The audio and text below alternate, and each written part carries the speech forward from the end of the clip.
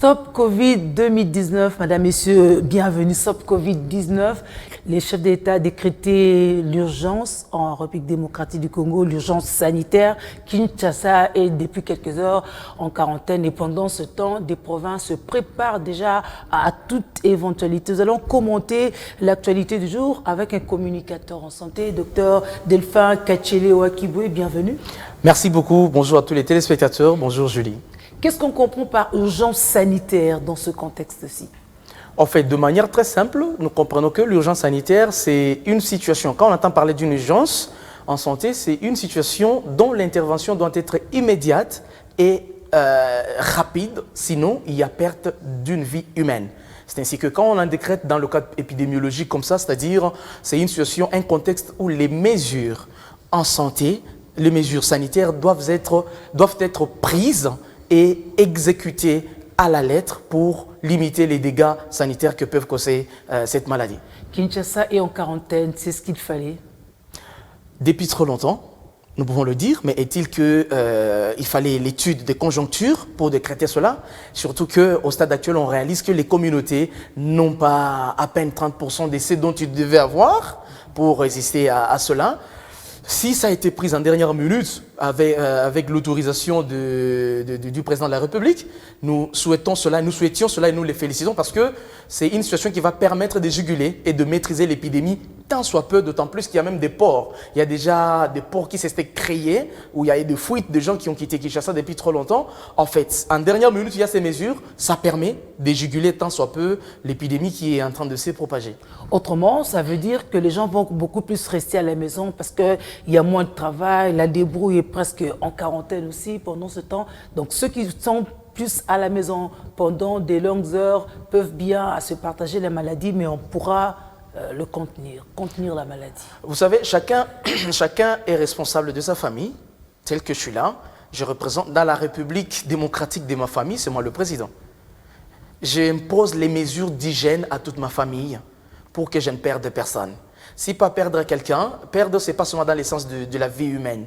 Perdre aussi en termes de temps, de stress, de pression qu'on va avoir, de l'hospitalisation et autres. Ça coûte. C'est un coût de fois que la communauté ne met pas en exergue, ne met pas dans le calcul du coût de la vie. Alors, j'impose les mesures de sécurité, les mesures d'hygiène applicables à tout le monde avant d'entrer dans ma parcelle. Ainsi, le bien-être familial, c'est aussi le fait d'imposer cela. Permettez que j'utilise le terme imposé parce que je sais qu'est-ce que ça représente. Sinon, surtout dans le contexte quinois. Voilà. Il suffit juste d'une petite négligence. Toute une famille peut être décimée par ces stress-là de Covid-19. C'est pourquoi ces mesures-là ont été dites à la télé. Exactement, nous sommes d'accord, le président l'a dit, mais que chacun considère sa famille comme une entité décentralisée dans laquelle ces mesures doivent s'exécuter, quelle que soit la conjoncture de la vie, parce que si vous ne prenez pas d'abord vous-même la vie au sérieux, personne ne va la prendre au sérieux à votre place. 48 contaminés, 4 décès, 2 guéris. Comment vous analysez cette situation? Statistiquement parlant, c'est une situation alarmante. Parce que vous savez, c'est une pandémie, hein? C'est une épidémie qui prend des dimensions internationales. Déjà avoir 48 cas et perdre 4, avec 2 guérisons déclarées, faisant les statistiques, vous comprendrez que le taux de létalité n'est pas négligeable, hein? Surtout dans les contextes congolais où la force sanitaire ou l'institution sanitaire semble avoir des ports, semble avoir de petites faiblesses que nous pouvons minimiser mais qui peuvent nous coûter. Alors c'est une situation alarmante, raison pour laquelle nous nous mettons debout pour sensibiliser les uns et les autres à prendre la responsabilité de s'approprier les mesures prises par le président. Ce n'est pas pour lui qui les a prises, mais c'est pour nous tous, pour la communauté. Parce que si je respecte ces mesures-là, moi, Julie, je te protège. Parce que d'une manière ou d'une autre, nous sommes interconnectés, nous sommes liés. Je peux ne pas te contaminer directement, mais je peux contaminer ton oncle qui finira par passer chez toi. Vous voyez la chaîne de transmission pour laquelle nous militons contre laquelle nous luttons, même en venant passer le temps avec vous et discuter avec les auditeurs et les téléspectateurs. Alors, quand le chef de l'État prend des mesures, il demande au gouvernement, il prend des décisions, il demande au gouvernement de prendre des mesures pour pouvoir les appliquer. Avant de revenir sur les mesures d'application par les ministères selon leurs responsabilités, que fait la santé publique dans tout ça? Parce que vous êtes communicateur en santé. En fait, le président a donné le cadre logique de la lutte. Il a donné les grandes lignes de la lutte. Il a donné les grandes chambres de la lutte. Est-il que chaque secteur peut maintenant mettre en œuvre les mesures, ce qu'on appelle les mesures d'accompagnement ou les normes et directives?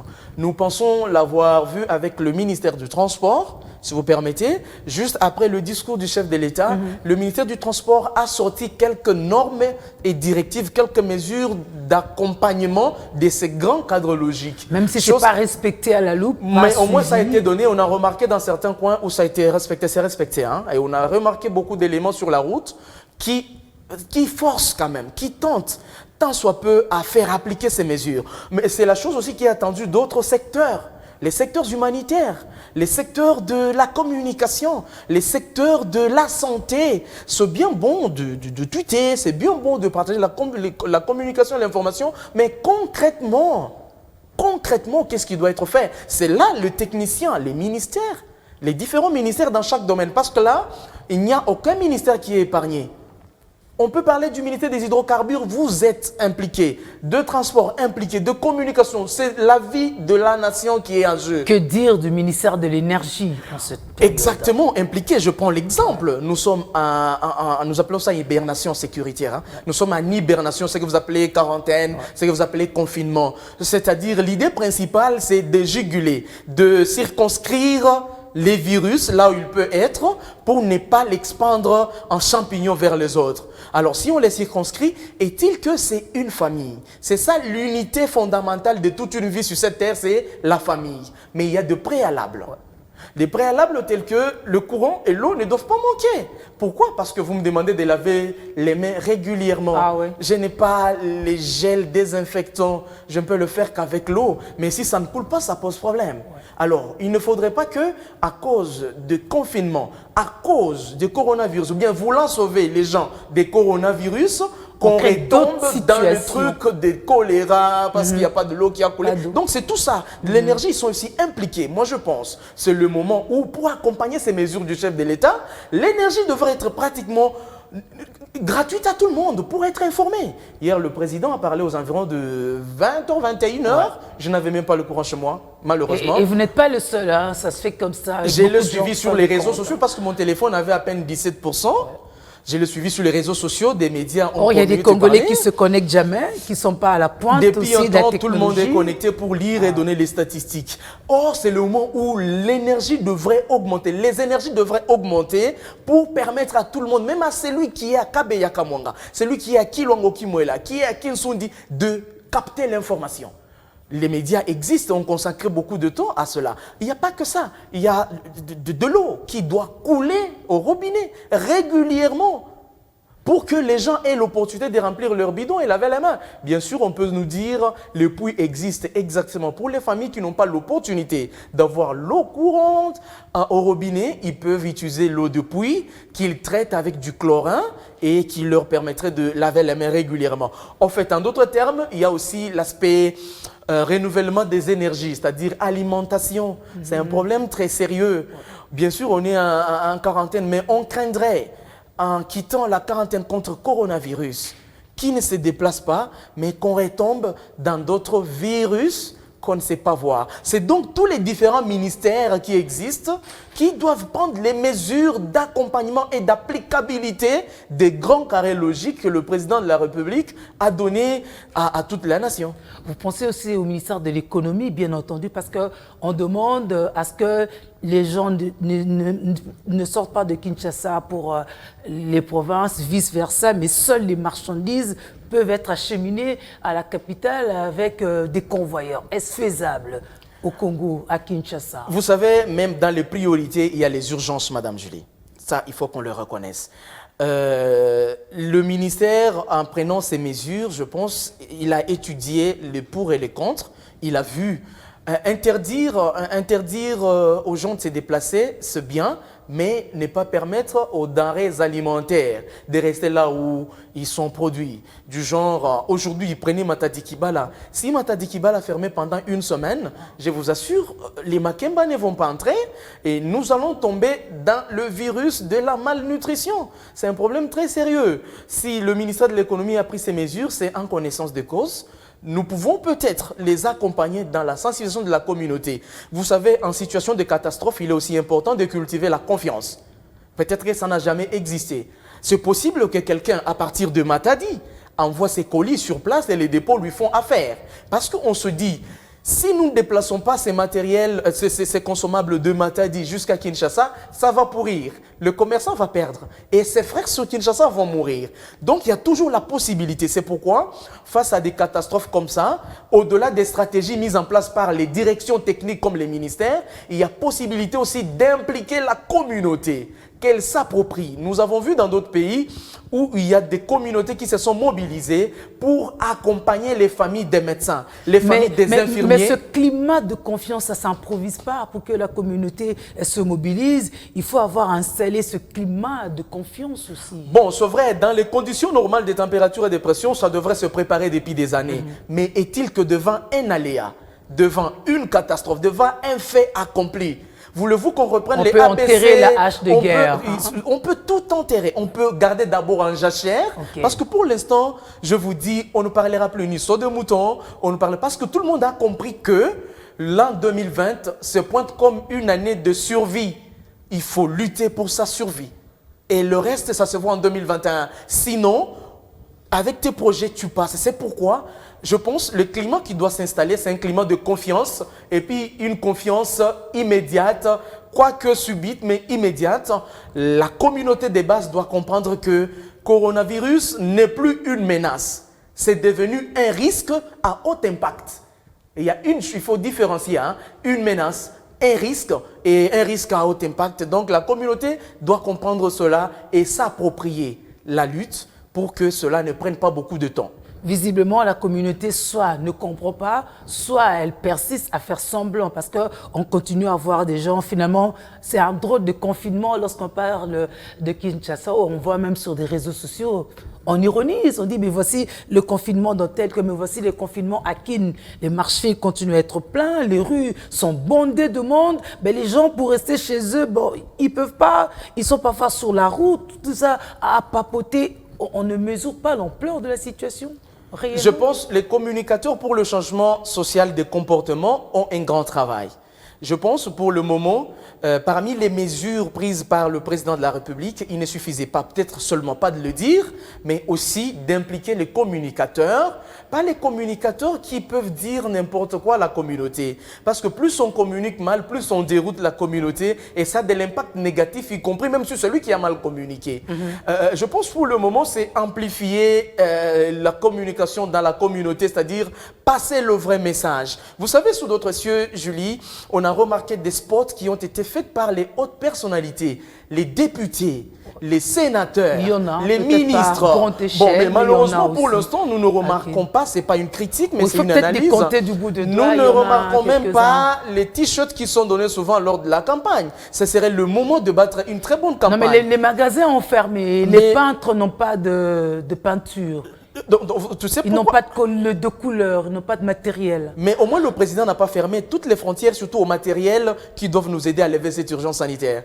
Commander les matériels ou les trucs en Zambie, ça ne coûte pas pour un député, quoi, pour celui qui connaît sa circonscription électorale. Parce que moi, je me dis, si aujourd'hui, vous laissez votre communauté mourir du virus, du coronavirus, vous n'aurez pas d'électeurs en 2023. C'est le moment de se taper la poitrine. Les voix que vous avez eues à la CENI, moi, je pense que c'est le moment qu'il faut les réveiller. Prouver à suffisance que vous aimez ces voix-là. C'est une interpellation. Pourquoi pas commander... J'ai eu 5000 voix pour devenir député. Bien bon. Pourquoi pas commander 5000 masques?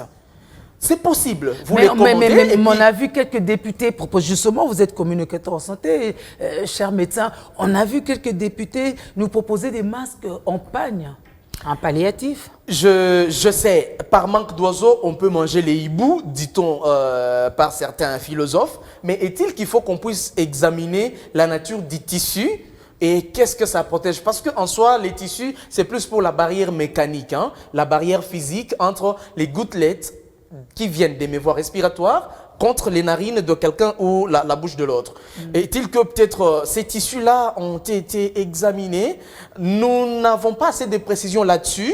Nous l'avons. Est-il que par manque d'oiseaux, on peut manger les hiboux? Je me dis, une maman qui est à Bourgoin, c'est dans le sud Ubangui, dans le nord Ubangui à Bourgoin, quand est-ce qu'elle va avoir ce masque-là? Mais au moins, elle a la possibilité de suivre Julie qui est en train de parler.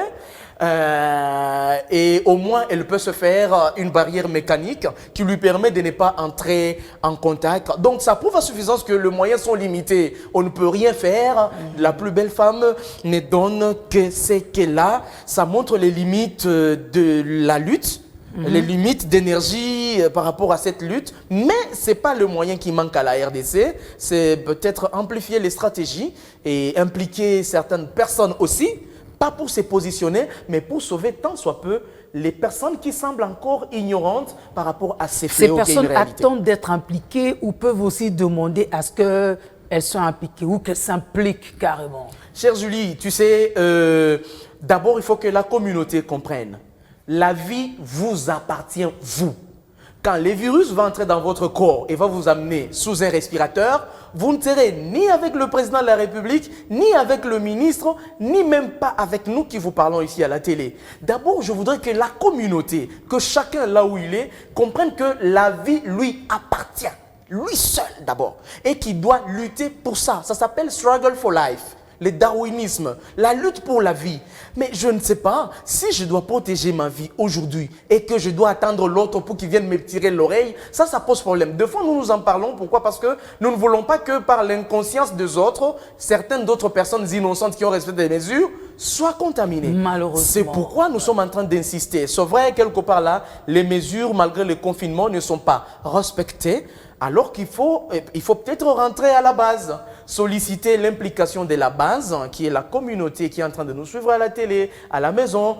Comprenez que la vie vous appartient et que si vous prenez les mesures d'hygiène, votre famille d'abord sera épargnée et le reste des choses viendra après. Alors, il y a une bonne partie de la communauté qui dénonce quand même une certaine négligence dans le chef, justement, de ceux qui sont censés faire le suivi, répondre aux appels, par exemple, parce qu'il y a des cas qui sont dénoncés du genre, on appelle au numéro indiqué, mais lorsque peut-être les équipes arrivent, eh bien, les équipes ne sont soit ni équipées, ou vous disent qu'on reviendra, et puis voilà, c'est parti, et puis plus rien. C'est un problème trop sérieux. Ouais. Ça, c'est un problème trop sérieux. C'est comme si l'équipe n'était pas encore préparée et qu'on a mais elle peut se ressaisir. Oui, on a pris la balle en cours. Ouais. Ça perturbe un tout petit peu, mais mettons-nous en tête que c'est une situation de crise.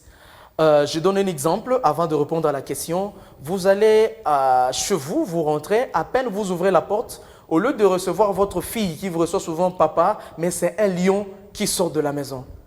Qu'est-ce que vous faites? Vous reculez d'abord? Voilà, cette situation-là, je ne sais pas la réaction de tout un chacun, mais je me dis... Mais quelqu'un d'autre mourrait carrément et puis... Ah voilà, tu meurs avant même qu'on te croque par les lions. Ça s'appelle une faiblesse. Parce que l'homme a le choix, l'homme a la faculté de réfléchir. C'est à ça que nous appelons toute la communauté. Vous appelez le numéro qui est donné, on ne vous répond pas. Je pose la question, c'est la santé de qui est en jeu? Du numéro ou de vous? Moi, à votre place, je prends ma femme, ma fille, tous ceux qui sont de moi, nous nous dirigeons vers les centres qui sont répertoriés pour prendre en charge ces cas. Mais parlons justement des centres répertoriés. Peut-être qu'on ne le dit pas assez, la communauté se pose mille et une questions. C'est tout ce que nous sommes en train de demander à la communication sur cette activité. On sait que souvent, trop communiquer, ça peut aussi perdre la communauté. Mais qu'on n'a pas encore communiqué. Voilà. On doit communiquer, c'est-à-dire quels sont les éléments sur lesquels la communauté doit être informée. Du nombre de cas qui viennent de succomber aujourd'hui, du nombre de cas guéris ou des hôpitaux où ils doivent partir rapidement lorsqu'ils remarquent les signes. Voilà. Parce qu'il y a des gens qui meurent dans certains hôpitaux, alors que pour la communauté, ces hôpitaux-là n'ont jamais reçu des cas de coronavirus. Peut-être je ne pourrais pas me permettre d'entrer dans ce domaine parce qu'actuellement, il suffit seulement que tu tombes sur la route, même si tu es cardiopathe, même si tu es diabétique, directement on te colle le diagnostic. Toute mort actuellement est en train de faire peur. Ça fait même peur de mourir à cet instant parce que voilà, mais après tout, c'est une mort. Alors, on se dit, s'il y a possibilité que sur le plan national, ou bien, comme Kinshasa est beaucoup indexé, sur le plan provincial, ici à Kinshasa, qu'il y ait des répertoires, pas qui se communiquent sur les réseaux sociaux, parce que 40% des Congolais ne sont pas sur les réseaux sociaux, s'il vous plaît. Mais des affiches en grand, des spots réguliers, de messages sur les bandes passantes de toutes les chaînes de télévision et sur toutes les chaînes de radio, on communique. Telle commune, lorsque vous avez 2 cas, voici le numéro à appeler, voici les centres où vous pouvez amener ces patients. Et dans ces centres-là, on essaie d'expliquer le ABC pour triage. Quelqu'un s'amène avec tel... Il y a l'ordinogramme qui existe. Pour un cas qui s'amène, pour ça placé de ses côtés. Donc, une sélection comme ça avec des centres bien spécifiques où les gens peuvent aller. Nous nous rappelons autrefois, il y a eu des scénarios qui sont passés à la télé sur la préparation, mais on voudrait bien voir l'applicabilité de ces scénarios qui sont passés à la télé. Le problème, c'est que nous, communautés, nous avons besoin de savoir où se trouvent les centres le plus proches des prises en charge lorsque j'ai ces signes-là. C'est tout ce que les gens peuvent savoir. C'est la simple de choses. Ainsi, à la communauté qui gère encore ces cas dans la maison, prière n'est pas infecter les autres qui pourront continuer à vous soutenir. Allez chercher les centres où on prend en charge les cas le plus proche de chez vous. Amenez-vous, vous et toutes les personnes que vous pensez avoir été en contact avec vous. C'est simple. Donc pour ça, il faut réellement connaître ces centres. Sinon, vous pointerez dans un centre qui ne sera pas en même de vous recevoir, on vous chassera. Et puis, il y a des sérieux problèmes de communication dans ce sens-là. Au-delà d'autres chassés, Julie, on serait même dans le risque de contaminer les autres. Surtout si vous êtes déjà à la phase de contagion, vous risquez même de contaminer l'innocent, le médecin qui vous reçoit gentiment, poliment, pensant que c'est une pneumonie simple et autre. Et pourtant, vous êtes déjà à un stade très avancé. C'est pourquoi les centres qui sont répertoriés par le ministère de la Santé, ce sont des centres qui sont équipés, probablement, qui sont équipés et dont les ABC, les circuits est respecté pour la protection du prestataire qui vous reçoit et aussi la protection de vous-même qui êtes en train de venir et surtout comment vous suivre, vous prendre en charge. Donc nous rappelons que nous sommes aujourd'hui à République démocratique du Congo à 48 cas confirmés à coronavirus, positifs à coronavirus, 2 guéris. Dieu merci, mais 4 morts. Et tout à l'heure, docteur Delphin Kachelo disait que c'est énorme. Les statistiques, les chiffres par rapport à d'autres pays. Donc chez nous, c'est la catastrophe. Ça vaut la peine qu'il y ait cette urgence sanitaire. Ça vaut la peine que Kinshasa soit en quarantaine. Alors je reviens à vous, communicateurs en santé, médecins de surcroît. On a l'impression que les hommes, les femmes en blouse blanche, comme on vous appelle, craignaient coronavirus. Nous n'avons pas peur. D'abord, coup de chapeau à tous les médecins, tous les prestataires, les infirmières et infirmiers, les sentinelles qui sont sur les portes des hôpitaux, les âgés, coup de chapeau à vous. Vous n'avez pas baissé les bras, vous êtes les héros. Aujourd'hui, je suis en train de voir tout l'univers compte sur votre savoir-faire. J'ai entendu personnellement les critiques de certains qui disent « Docteur, nous ne sommes pas les joueurs, hein. Nous ne sommes pas des musiciens à qui on donne facilement 50 000, 500 millions de francs congolais. » Ah oui, déjà, les blouses blanches étaient presque en grève. Ils n'ont que suspendu la grève. On oubliait ça. Voilà que nous sommes dans le serment. Aujourd'hui, nous consommons le serment. Aujourd'hui, la blouse blanche est en train de... Vous faites l'hypocrite quand même. Hein, non, ce n'est pas l'hypocrite. Vous savez, tu l'as dit, chère Julie, la hache de guerre, on va s'en occuper après, avec ceux qui vont rester. Mais d'abord, nous sommes au front, en communication et en prise en charge. Imaginez-vous la passion que les médecins ou le prestataire de santé a en recevant quelqu'un qui fait de la fièvre. Il a cette passion de partager la vie, de communiquer la vie. Mais arrivé sur place, la personne lui dit « Écoute, docteur, j'ai fait 14 jours à la maison et quand on fait le test, c'est positif. » Vous sentez le remords que la personne a. Vous sentez la douleur. C'est pourquoi je vous appelle les héros. Jamais vous n'avez touché à 1 million par mois. Jamais vous avez signé un contrat de 50 millions. Mais aujourd'hui, tout l'univers reconnaît le pouvoir que vous avez et la passion que vous avez pour la vie. Coup de chapeau à vous et continuez. Ça, c'est une demande que je vous fais. Parce que déjà, la carrière vous donne cette passion et les serments que nous avons prêtés nous donnent cette obligation de le faire. Mais est-il que ça donne une leçon prochainement? En quoi il faut investir? Je ne suis pas contre la musique. Ça véhicule nos valeurs. Mais est-ce une priorité pour une nation? Je ne suis pas contre le football. Ça détend, ça déstresse, c'est plus qu'un médicament. Mais est-ce qu'une priorité pour laquelle il faut mettre de côté le prestataire afin qu'il marche sur la rue pour revendiquer 500 000 francs congolais de survie?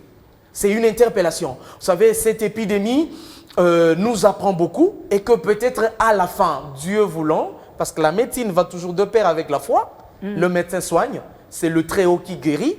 Peut-être que ça pourra faire changer beaucoup de choses. Oui, ça les médecins disent lorsqu'ils sont limités, autrement ils disent on va stopper l'épidémie, on va la contenir. Je voudrais d'abord informer à toute la communauté de ne pas paniquer. Parce que la première arme qui détruit une nation, c'est la panique. C'est pourquoi il faut qu'on puisse juguler la communication sur le coronavirus. De la même façon que la panique a été créée par rapport à Ebola, coronavirus n'en est pas de moindre. On peut communiquer de l'énergie positive. Imagine-toi, Julie, nous passons sur le plateau et nous tremblons. Ça peut même faire paniquer les autres. Je vous assure. Vous l'attrapez aujourd'hui, vous ne mourrez pas aujourd'hui, mais les signes vont se manifester en longueur de journée et au courant des jours. 9, 10, 14, 15 jours, ça peut se manifester. Ça reste une maladie. Il ne faut pas déjà paniquer. Ne perdez pas espoir. Parce que la perte de l'espoir fragilise votre immunité. Je l'ai toujours dit, Julie, même dans certaines des émissions, quand les gens sont en guerre, souvent dans les films de l'autre monde, un militaire est blessé. Qu'est-ce qu'on lui dit par ses collègues?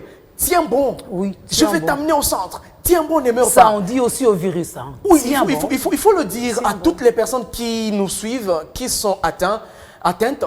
Tenez bon, vous n'en mourrez pas. Résistez. Donnez de l'espoir à votre communauté. Donnez de l'espoir à votre vie. Pensez vraiment qu'il y a des gens qui comptent sur vous et vous allez survivre. Et croyez en ce que le gouvernement vous a dit. Les mesures sont prises, approprions-nous cela. Et la communauté, nous qui visitons les autres, ne les stigmatisons pas. Ah voilà, je devrais peut-être finir par là parce qu'il y a aussi cette bonne dose de stigmatisation qui fait que les gens se cachent. C'est un peu similaire au VIH-Sida, vous en avez l'expérience, vous travaillez dessus. C'est qu'on se dit, ah, à 16 ans, il a le corona, donc c'est tout un problème. Pour que ça se manifeste, il faut quelques jours à peine. Ces jours-ci, il ne faut pas tousser. Hier, c'était la journée de la tuberculose. Personne n'en a parlé parce que quand on tousse, c'est un problème. Exactement. Aujourd'hui, aucune nouveauté ne pourra attirer la communauté que l'affaire de coronavirus. Ainsi, nous sollicitons l'implication de toute la communauté. Au lieu de stigmatiser, mais donner espoir. Dites à la personne, ça va aller. Garde les mesures d'hygiène. Ne contamine pas les autres. Tu vas t'en sortir. Parce que c'est question d'immunité. Jusque-là, le traitement est encore symptomatique. Okay. Tu tousses, on donne un antitussif. Tu fais des fièvres, on donne un antipyrétique. Tu fais des courbatures, on donne un antalgique. Tu fais le rhume, on donne un antigrippe. Donc, le traitement est encore symptomatique, mais le plus grand traitement, c'est l'espoir que nous vous communiquons par cette énergie positive. Croyez que vous n'allez pas en mourir. Ainsi, donc, prenez les mesures d'hygiène en quarantaine que vous êtes, malgré qu'il n'y a pas à manger. Malgré qu'il n'y a pas à boire, mais espérez vraiment que ça va aller et vous allez vous en sortir. C'est quoi encore le slogan 1 km 1 km de prévention vaut mieux beaucoup plus que 10 000 tonnes de médicaments pour la guérison. Donc c'est votre mot de la fin. Nous vous remercions, Dr Delphin Kateloa, n'est-ce pas? À très bientôt. Merci, cher Julie. Tenez bon, vous aussi. Nous tenons. Madame, Messieurs, c'en est fini pour ce numéro. On se retrouve demain avec Dr Moringa, cette fois-là, pour parler de notre système immunitaire. C'est important, surtout en cette période. Prenez soin de vous. À demain.